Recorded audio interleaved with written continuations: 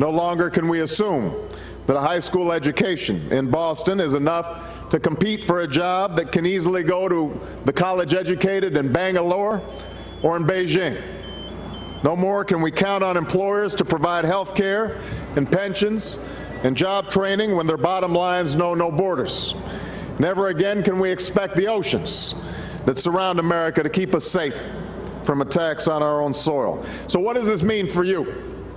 What role will you play in meeting these challenges? I do not pretend to have all the answers. Each of you are going to have to discover those on your own. But perhaps I can offer a few suggestions that may be useful along the way. The first, take risks, class of 2006. You know, when I was on the brink of graduating from college, I had this crazy idea that I wanted to be a community organizer and work in low-income neighborhoods. Now, my folks didn't even know there was such a thing as a community organizer. My mother and grandparents thought that I should go to law school. My friends, they were all busy applying for jobs on Wall Street. But I went ahead and I wrote, must have been 200 letters to every organization in the country that I thought was trying to do something good in their neighborhoods.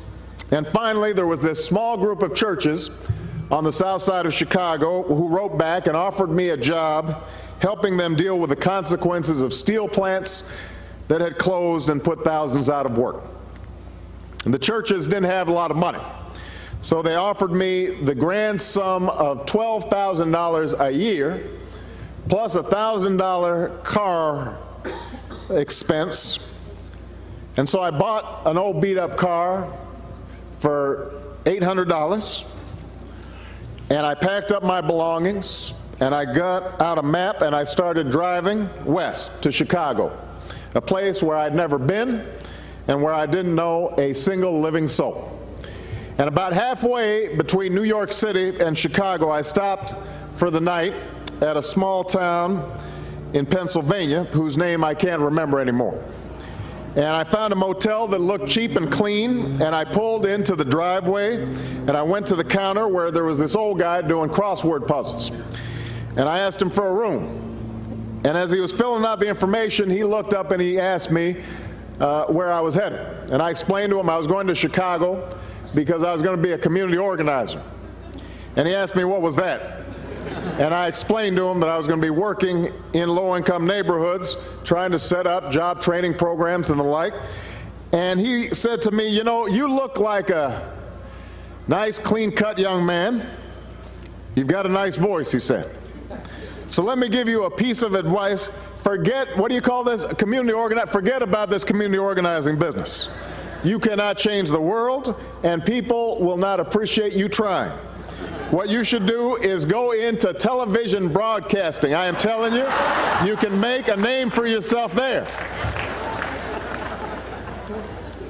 Now, I could have taken my mother's advice. I could have taken my grandparents' advice. I could have followed the same path that my friends were traveling. I could have taken the words of wisdom from that old man in Pennsylvania. Objectively speaking, he made some sense.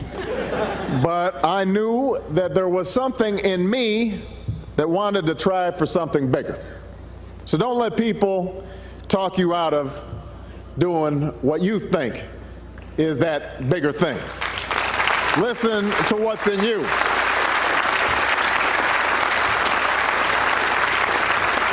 Listen to what's in you. Decide what you care so much about that you are willing to risk everything for it.